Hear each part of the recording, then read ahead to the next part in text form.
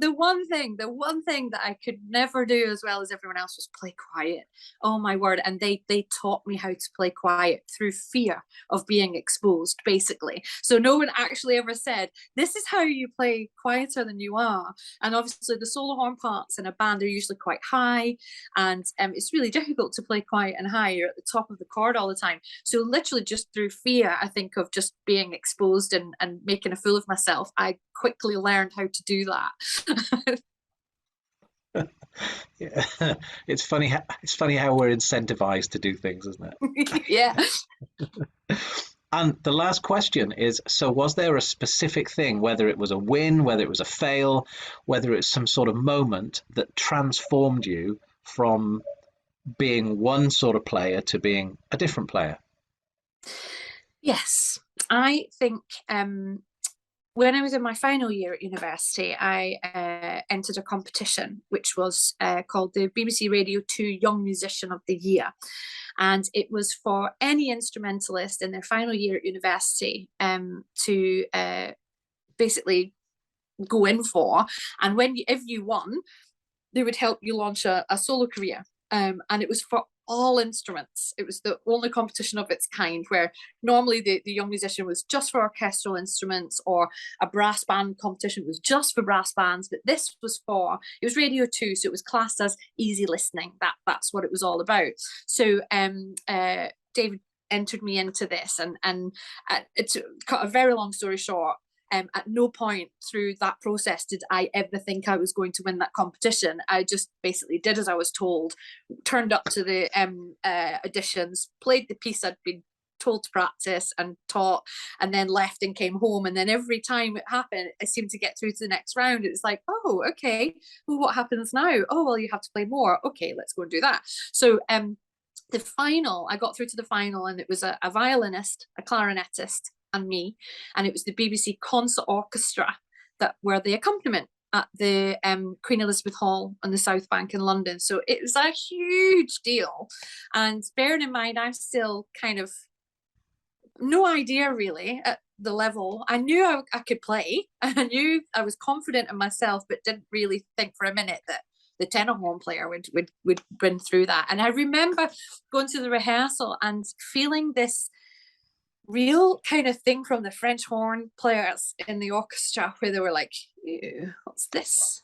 The tenor horn. No, seriously. And I remember it. And them kind of like, not talking to me or anything. And then because where I was standing, all the cellists were just behind me. They were like having a nice old chat, and it was really lovely. And then I started to play, because we had to have a big rehearsal. Yeah. And you could just feel everybody going, oh, well, that's not what we were expecting that to sound like, or for her to be like. And I just felt that whole thing change around me. And then also trying to the tenor horn is a very mellow sound. It can only play to a certain volume because of really how it's made. If you overdo it, it turns into quite a nasty sound, so you'd never want to do that. Whereas other instruments, you can push it.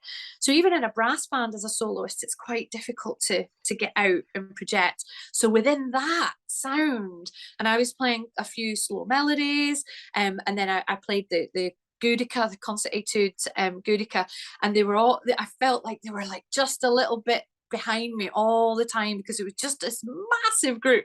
And I remember in my head just thinking, oh, okay, you're gonna have to change how you not how you play, but how you're thinking about this. And it's not what you're used to, it's completely different.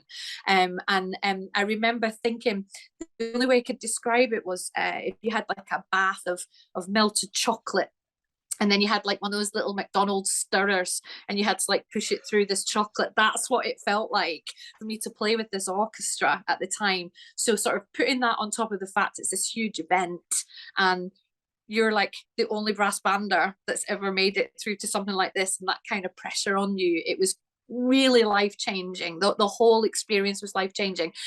Life-changing in I had to think on my feet on my own for the first time, and adjust very, very quickly to something, and not freak out. And that was it. And then I won the competition, and then that was it. And then I had to do quite a lot of concerts with them.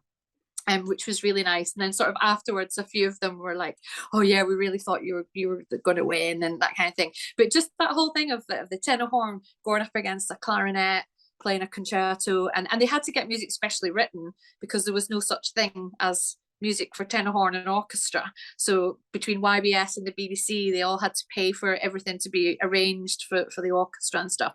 And it was just such a special, incredible moment that yeah, I look back now.